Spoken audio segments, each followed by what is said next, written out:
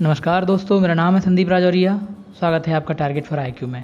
आज आपके लिए लेके आए हैं 500 प्रश्नों की महत्वपूर्ण सीरीज जो कि है मिडिवल हिस्ट्री ऑफ इंडिया से, उसका पार्ट 2। तो दोस्तों चलिए शुरू करते हैं। आज के पार्ट का फर्स्ट क्वेश्चन है, किस चोल राजा ने मालदीव को जीता? तो इसका आंसर है राजा राज चोल फर्स्ट ने।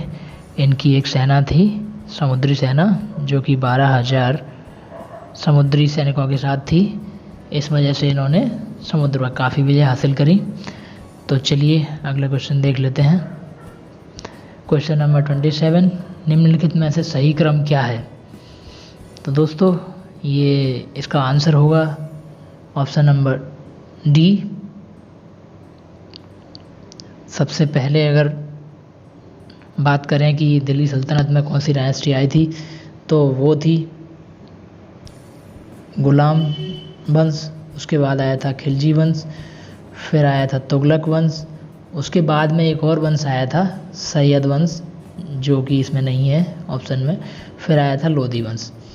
तो बात करें इनके टाइम पीरियड की, तो जो सैयद वंश था वो आया था 1206 से।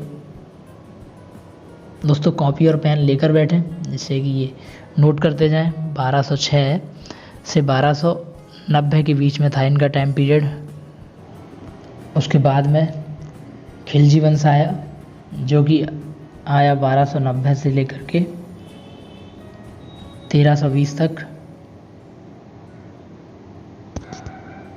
उसके बाद में अगर बात कीजिए तुगलक वंश की, तो तुगलक वंश आया था 1320 से 1414 तक रहा था ये। उसके बाद में एक और डायनेस्टी आई थी जो कि थी सैयद डायनेस्टी, तो ये आई थी 1414 से 1451 तक के बीच में। उसके बाद थी लोधी डायनेस्टी, जो कि थी 1451 से 1526 तक।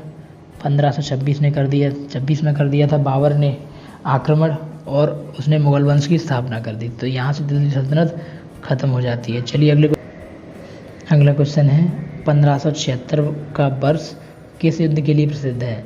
तो दोस्तों ये प्रसिद्ध है हल्दी घाटी के युद्ध के लिए। हल्दी घाटी का युद्ध हुआ था राणा प्रताप में और अकबर के सेनापति मान सिंह के बीच में हुआ था। इतिहास का बहुत फेमस युद्ध है। पानीपत का तीसरा युद्ध किन के बीच में हुआ था? तो ये हुआ था मराठा और अफगान के बीच में। मराठाओं की तरफ से सदाशिव भाऊ और अफगान की तरफ से थे अहमद शाह अब्दाली।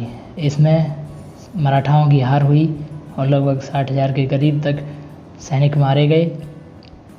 चलिए अगला क्वेश्चन देख लेते हैं। अगला क्वेश्चन है, आगरा में कौन सी इमारत मॉस्को के सेंट कैथेड्रल की तरह है? तो ये इसका आंसर है मोती मस्जिद। इसका ऑप्शन ए सही है। अगला क्वेश्चन है, मुग़ल साम्राज्य के बाद कौन सा राज्य सबसे शक्तिशाली हुआ? तो इसका आंसर है ऑप्शन ए, मराठा साम्राज्य सबसे शक्तिशाली हुआ। शिवाजी ने मराठा साम्राज्य की स्थापना करी थी। ये करी थी सन 1674 में, 1674 में करी थी। इसके बाद में ये है बाजीराव पेशवा के टाइम पर सबसे ज़्यादा फ्लरिश हुआ था एक साम्राज्य, और 1760 आते समय इसकी ये 28 लाख वर्ग किलोमीटर तक में फैल गया था। चलिए अगला क्वेश्चन देखते हैं। अगला क्वेश्चन है, अकबर ने बुलंद दरवाज़ा कब बनवाया?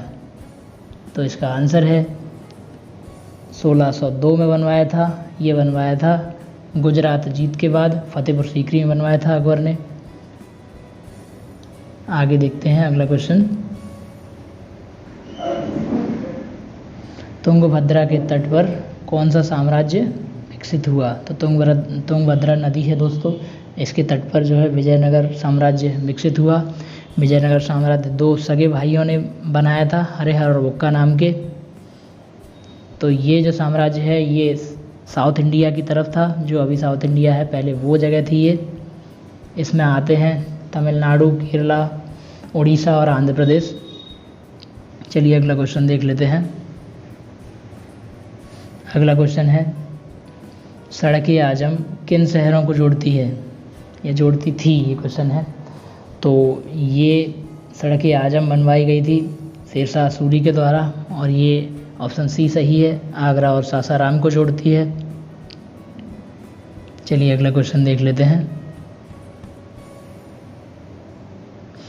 निम्नलिखित में से किसकी हत्या उसके बेटे ने करी थी? तो ये राणा कुंभा की हत्या उनके बेटे ने करी थी, ऑप्शन ए सही है इसका। अगला क्वेश्चन देख लेते हैं। राणा कुंभा ने चित्तौड़ का विजय स्तंभ किस युद्ध में बनवाया था? तो राणा कुंभा ने एक युद्ध जीता था जिसका नाम है सारंगपुर का युद्ध। यह जीतने के बाद उन्होंने चित्तौड़गढ़ में विजय स्तंभ बनवाया।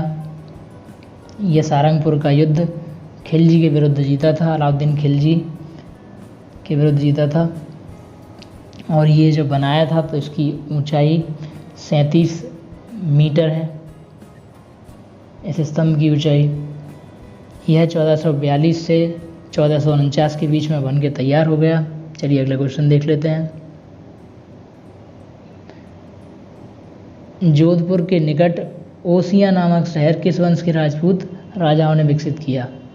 तो इसका आंसर है, ये विकसित किया था प्रतिहार वंश के राजाओं ने। इसमें कुछ महत्वपूर्ण राजा हैं नागभट्ट और मिहिर भोज, जिन्होंने कई महत्वपूर्ण मंदिर भी बनाए। तो चलिए अगला क्वेश्चन देख लेते हैं। Question number 38। कृष्णदेव राय के क्षेत्र में वर्तमान में किस प्रदेश के हिस्से नहीं आते हैं? यानी कि कृष्णदेव राय जो कि विजयनगर साम्राज्य के बहुत ही प्रतापी राजा थे। तो देखिए अभी थोड़ी देर पहले ही बताया था, तमिलनाडु भी आता है, केरल भी आता है, कर्नाटक भी आता है, लेकिन महाराष्ट्र नहीं आता है। तो हमारा जो है ऑप्शन डी सही होगा। हमारा ऑप्शन क्या सही होगा? Option D. अगला क्वेश्चन देख लेते हैं। पूर्व पश्चिम समुद्र दिशावर की उपाधि किसने धारण की? तो दोस्तों इसका आंसर है हरिहर ने। ऑप्शन ए सही है। इसका मतलब यह होता है कि हरिहर ने तुंगभद्रा नदी के दक्षिण तक का सारा एरिया जीत लिया था। और समुद्र दिशावर का मतलब होता है कि समुद्र की दिशाओं पर राज करने वाला। तो ये इन्होंने उपाधि धारण करी थी।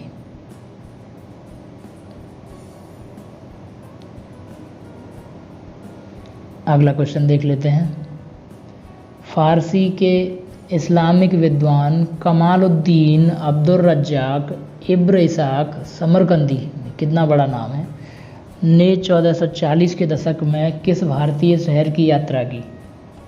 तो दोस्तों 1440 के टाइम पे इन्होंने करी थी कालीकट की यात्रा। चलिए अगला क्वेश्चन देख लेते हैं।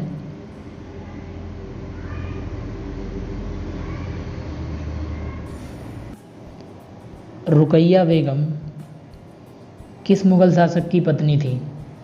दोस्तों आपने जोधा अकबर सीरियल भी देखा होगा, तो रुकैया बेगम से काफ़ी ज़्यादा परिचित होंगे। वैसे रुकैया बेगम का किरदार इतिहास में वर्णन किया गया है, तो ये थी अकबर की पत्नी। चलिए इनका जो टाइम था, ये हसन मिर्ज़ा जो कि अकबर के चाचा थे, उनकी बेटी थी। तो चलिए अगला क्वेश्चन देख लेते हैं। रजिया सुल्तान किसकी पत्नी थी? तो दोस्तों ये भी एक पुरानी मूवी है रजिया सुल्तान की, जिसमें अल्तुनिया जो थे उनकी पत्नी थी रजिया सुल्तान। तो ऑप्शन ए सही है। ऐसी मूवीज़ आप देखा करें दोस्तों जो कि हिस्ट्री से रिलेटेड हों, तो थोड़ा बहुत ज्ञान हमें ऐसे ही मिल जाए। चलिए अगला क्वेश्चन देखते हैं। 1293 में मार्को पोलो ने किस भारतीय राज्य की यात्रा की थी?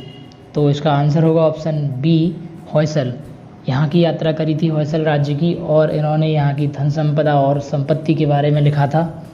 चलिए अगला क्वेश्चन देख लेते हैं। अगला क्वेश्चन है खिज्र खान ने किस वंश की स्थापना करी थी? तो दोस्तों खिज्र खान ने करी थी सैयद वंश की स्थापना। ऑप्शन सी सही है। सैयद वंश कब स्थापना करी थी? 1414 में। चलिए अगला क्वेश्चन देख लेते हैं। ग्रांड ट्रंक रोड का पुनर्निर्माण किसने कराया?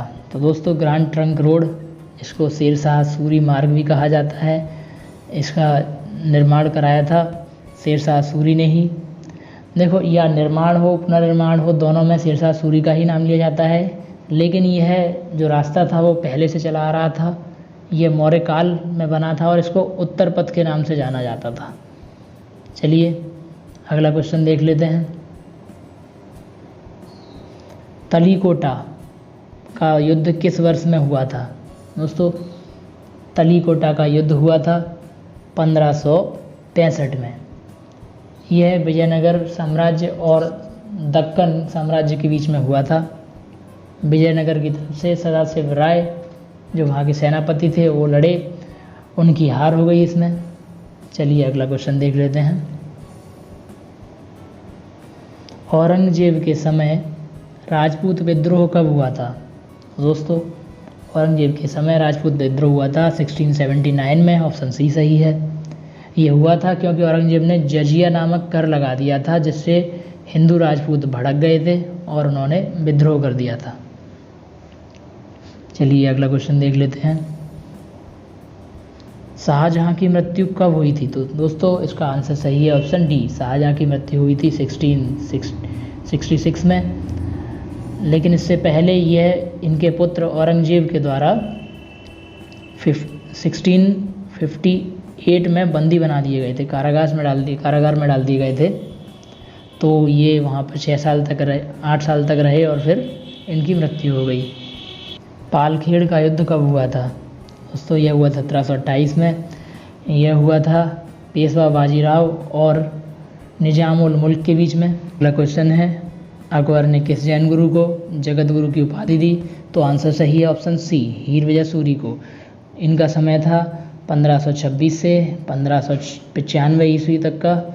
यह अकबर ने इनसे कुछ प्रश्न पूछे और इन्होंने उसको संतुष्ट कर दिया, तो अकबर ने इनको जगत गुरु की उपाधि दे दी। तो दोस्तों, ये तो था एंड इस वीडियो का। मिलते हैं इस वीडियो के नेक्स्ट पार्ट में, तब तक के लिए थैंक यू ऑल।